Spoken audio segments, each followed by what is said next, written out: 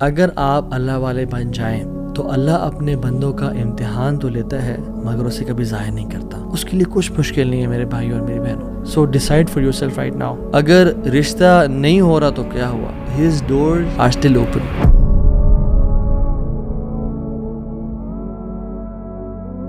بسم اللہ الحمد للہ والصلاۃ والسلام علی رسول اللہ وبعد. اعوذ باللہ من الشیطان الرجیم. رب اشرح لی صدری ویسر لی امری واحلل عقدۃ من لسانی یفقہوا قولی.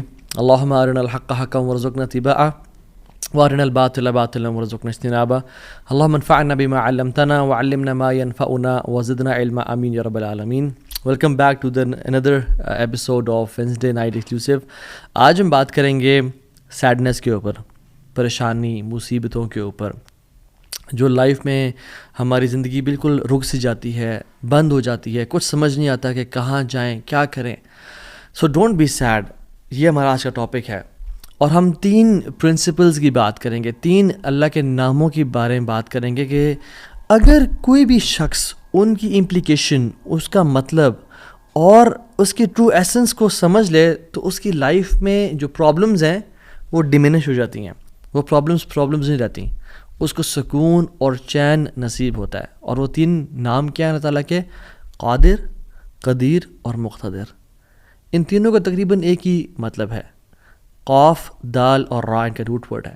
قادر قرآن میں 12 دفعہ آیا ہے، قدیر 45 ٹائمز آیا ہے اور مقتدر 4 دفعہ آیا ہے. وچ شوز کہ اللہ سبحانہ تعالیٰ ہر چیز پر فل قدرت رکھتے ہیں. اللہ تعالیٰ ہر چیز پر قادر ہیں. اللہ تعالیٰ اسباب کے محتاج نہیں ہے.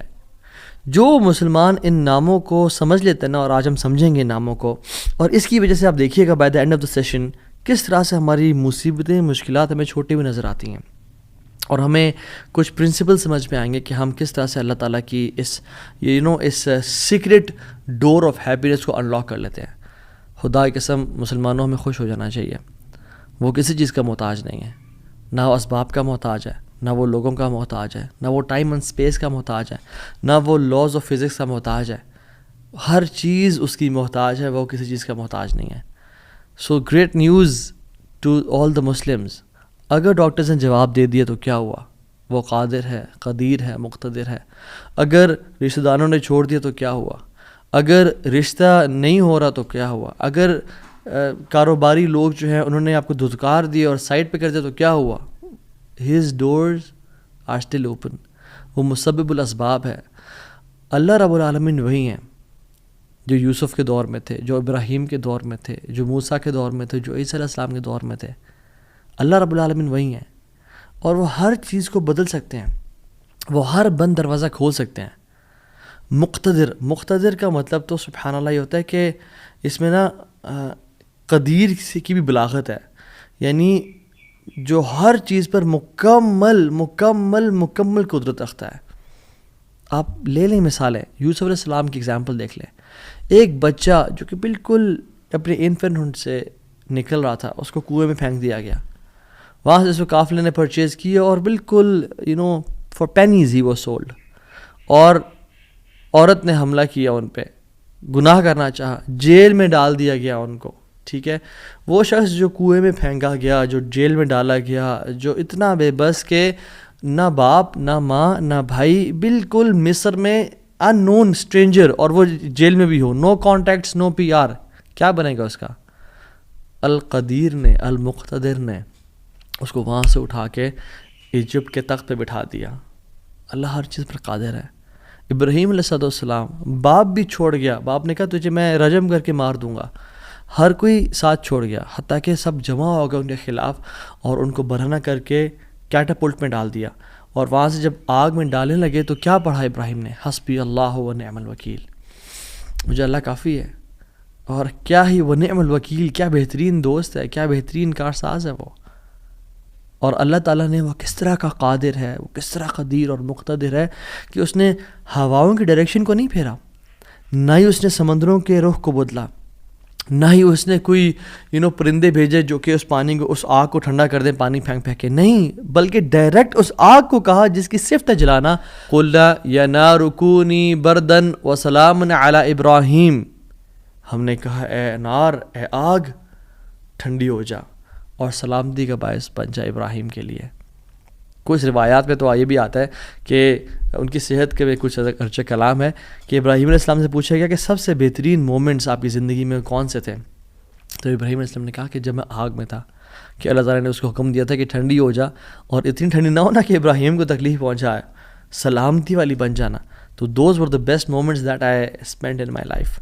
اور وہ کس طرح سے ٹھنڈی ہوئی کہ صرف ابراہیم کے لیے ٹھنڈی ہوئی، لیکن جو رسیاں ابراہیم علیہ السلام کے ہاتھ پہ بندھی ہوئی تھی ان کے لیے ٹھنڈی نہیں ہوئی. اس رسیوں کو جلا دیا مگر ابراہیم علیہ السلام کے بال تک کو بھی نہیں جلایا. اور جب ابراہیم اس آگ سے نکلے تو ان کا جو باپ تھا آزر وہ دیکھ رہا تھا اور کہتا ہے نعم رب کو یا ابراہیم، کیا رب ہے تیرا ابراہیم. یعنی ایک کافر کو ایک مشرک کو تو یقین آ گیا کہ کیا رب ہے ابراہیم کا. ہم نے 50-60 سال زندگی گزار لی لائف کے، کچھ نے مجھ جیسے نے تو 20-30 سال گزارے زندگی کے. ہمیں ابھی تک رب کی قدرت پہ یقین نہیں آیا. ہمیں ابھی تک آنیسٹلی اللہ تعالیٰ کے مکمل قادر ہونے پہ یقین نہیں آیا. تیسرے پارے میں ایک شخص کا ذکر آتا ہے قرآن میں کہ ایک شخص گزر رہا تھا اور ایک قریہ سے، ایک بستی سے گزرا، ولیج تھا، اور وہ بالکل یعنی آپ سمجھ لیں رونز تھا، وہ بالکل کھنڈرات بن چکا تھا. تو ان کے ذہن میں ایسے ہی خیال آیا who will raise them up، کون کھڑا کرے گا انہیں دوبارہ. ابن کثیر اور باقی لکھتے ہیں کہ وہ عزیر علیہ السلام تھے.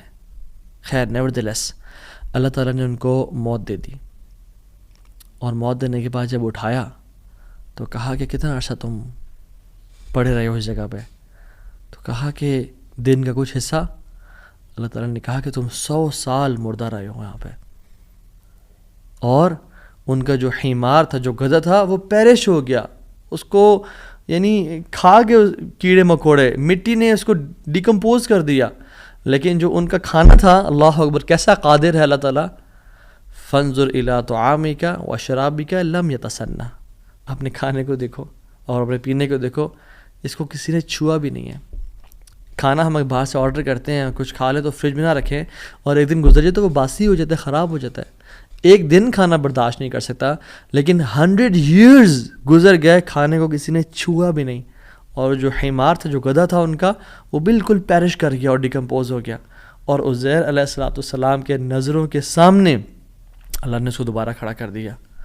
کیا کہتے ہیں سب دیکھ کے، اللہ کی قدرت کے مناظر دیکھ کے، جب اللہ کی کامل قدرت دیکھی اور اتھارٹی اوور تھنگس دیکھی تو کیا کہا؟ قلنا اعلم ان اللہ علی کل شیء قدیر. قال اعلم ان اللہ علی کل شیء قدیر، میں جان گیا ہوں کہ اللہ تعالیٰ ہر چیز پر قادر ہے.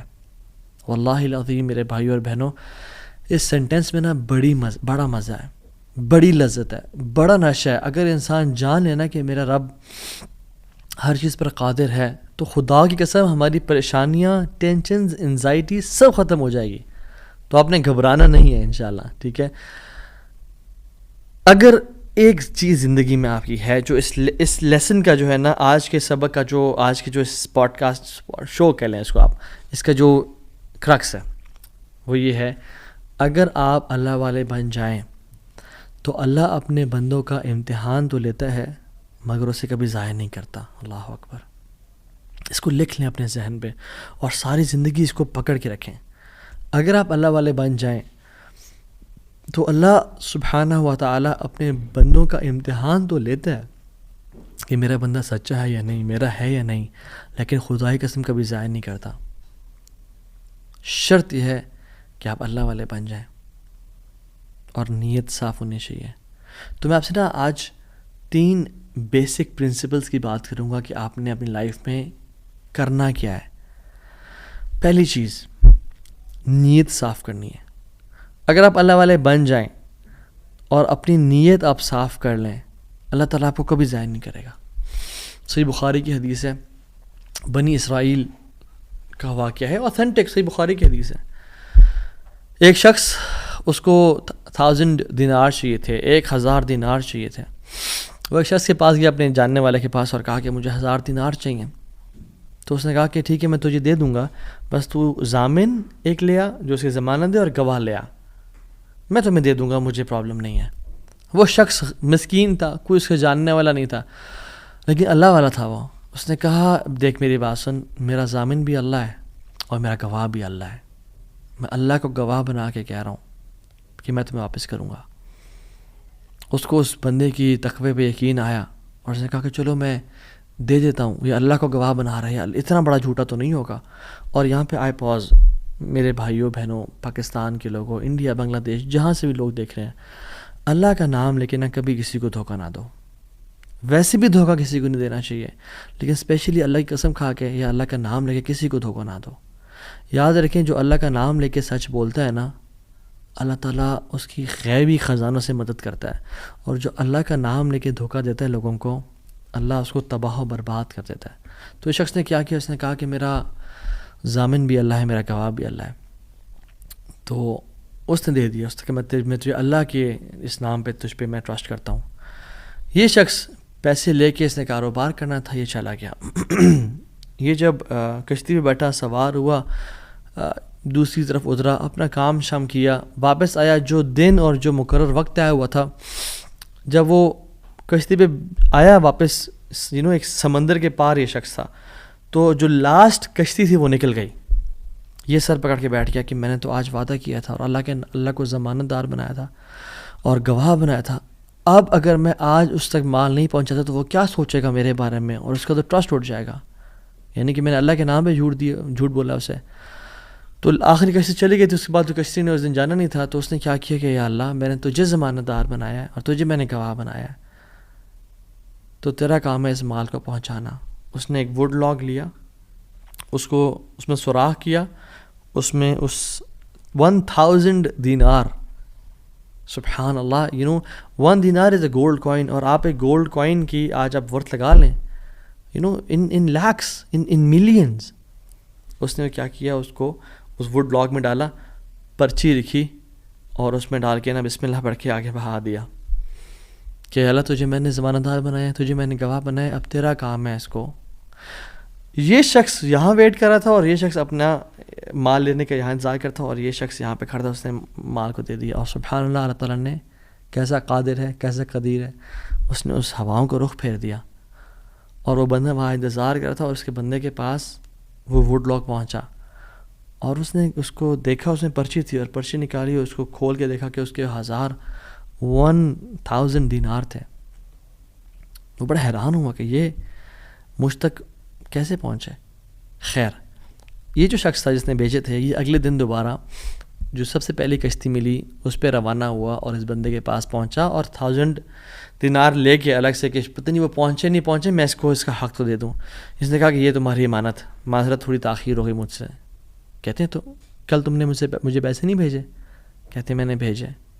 پھر اس نے کہا جس رب پہ تو نے توکل کیا ہے نا, جس رب کو تو نے ضمانت دار بنایا تھا, اس رب نے تیرا مال مجھ تک پہنچا دیا, مجھے اس مال کی ضرورت نہیں ہے. ہم کیوں بات پریشان ہوتے ہیں؟